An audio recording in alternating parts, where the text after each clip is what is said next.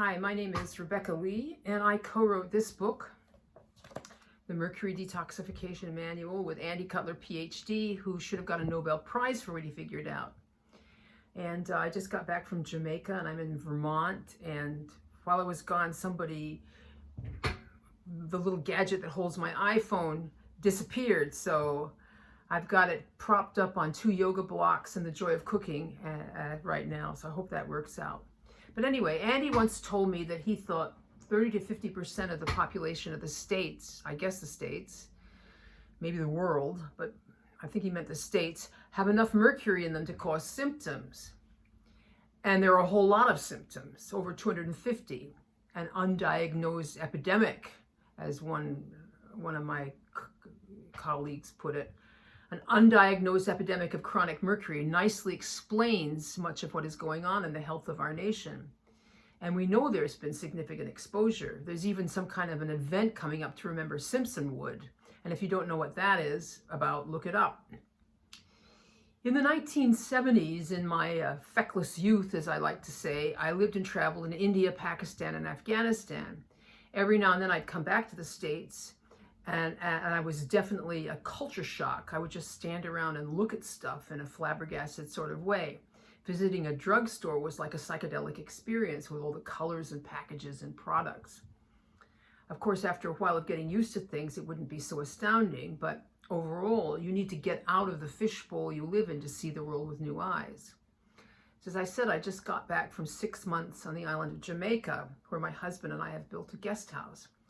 There I will sit up on my veranda and watch the country people come and go about their business. They are healthy, they are vigorous. They bop on by playing music and sometimes singing to themselves. They have the physiques of frigging Greek gods. They do hard physical work all day. The little kids are active and curious. Sometimes they have bicycles. Sometimes they have a little wheel on a stick that they push around pretending it is a vehicle.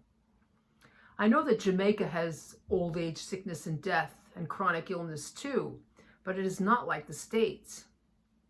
Contrast the Jamaican country with Burlington, Vermont, to which I just returned. The people here just came out of a bad winter, but still, they look peaked, they look wan, and eccentric, which is a big mercury symptom. They are overweight. The children, we are told, are not doing well, and I believe it. I was walking down to the library yesterday and I saw a lovely child standing in front of the Y. His mother was talking about naps and so forth with a friend. I turned to look at this pretty boy and immediately noticed something was wrong with his gaze. He stood there like a poleaxe little zombie. What's going on? I think that the people here are poisoned. The cohort of kids that got massively poisoned in the 90s by that product that must not be named schedule are coming of age now.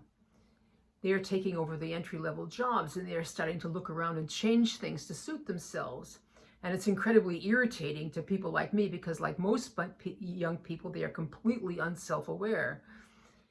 And that's what it looks like to me anyway. And we are awash with a lot of other weird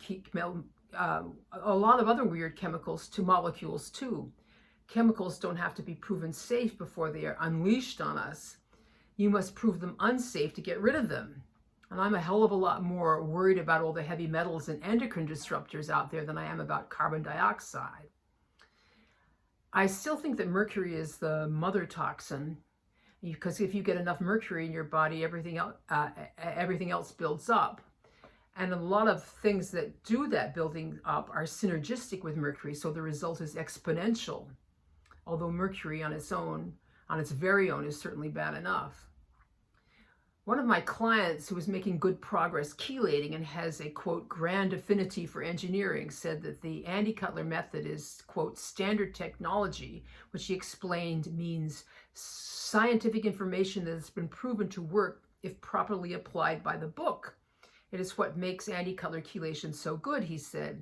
You alter the standard tech, he warned, and you open the door to failure. And on that note, my next video will be, once again, on the Andy Cutler What Not to Do list. So this book, The Detox Manual, is a step-by-step explanation of how to get mercury out of your body without injuring yourself. It is easy to get hurt when you are dealing with a toxin as ferocious as mercury. This method is arguably the only way to detox safely. So please like and share and all those good things. I have a Substack account now, and I hope that will widen my audience in an interesting sort of way.